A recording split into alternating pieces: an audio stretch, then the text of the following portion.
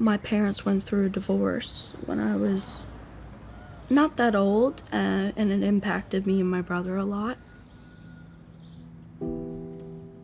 I wasn't really making many friends.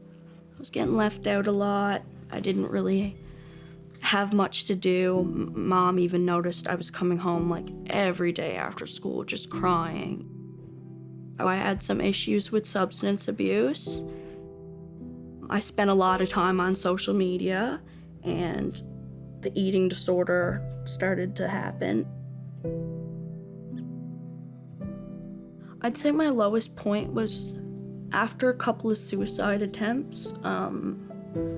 I remember getting out of the hospital and nobody was talking to me, and then I just had months and months where I was alone. But that was probably the hardest part because, it's like I've been there my whole life, I've been in your life, and now all of a sudden when things go wrong, nobody's there for me. So that was probably the lowest point of my life, just having no one. We struggled to find help in Central. We were on a wait list for a long time. Eventually, we got to Dr. Snellgrove at the Janeway. She called us one day, and I'll never forget it. That was the beginning. And Callie was diagnosed with depression, anxiety, and a little later with an eating disorder. It's been a long road, but we're coming out the other side, I feel.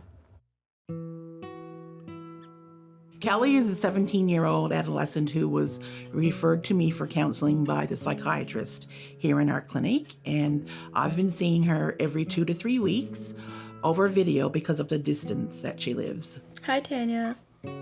Hi, Callie. It's nice to see you. How are you doing? Oh, I'm doing pretty good. How are you doing? I'm good.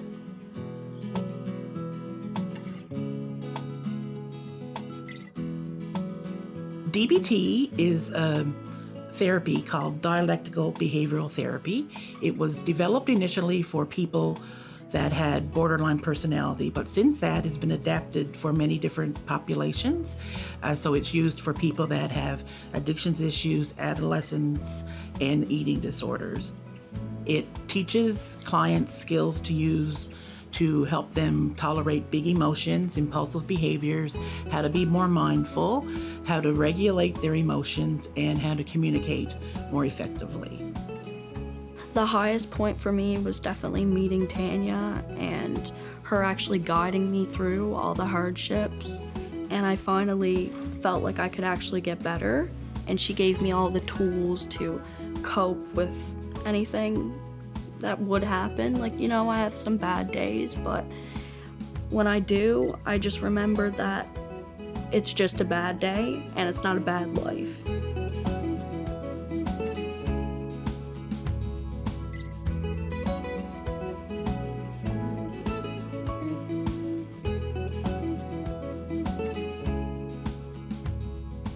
I think some of the improvements that have been made to mental health care as a result of the evidence-based committee is that we have formulated an online resource bank so that all of our clinicians are able to access the tools and the appropriate mental health care interventions on an online resource database that we have established. We also have received toolkits that have been really beneficial for our treatment and our sessions with our individual clients.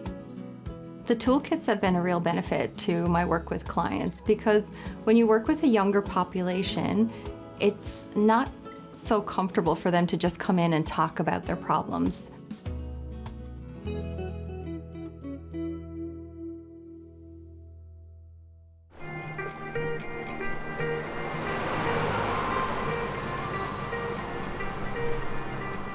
Well, today Callie is doing much better than what she was when she came to see me. She is able to better regulate her emotions and communicate better with her family and her peers, and she's very resilient.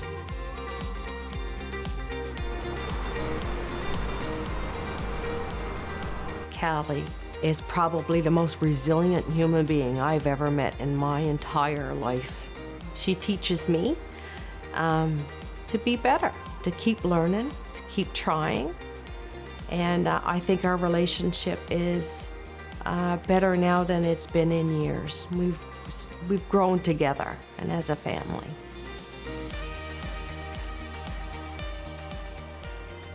What would I say to the people at the Janeway? I can't thank them enough. Not to be cliche, but they've changed our lives. They've given us the tools, and they've given us hope back.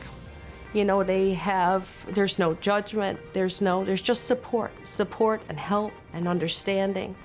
And I believe a true desire to make a difference in people's lives, and they do.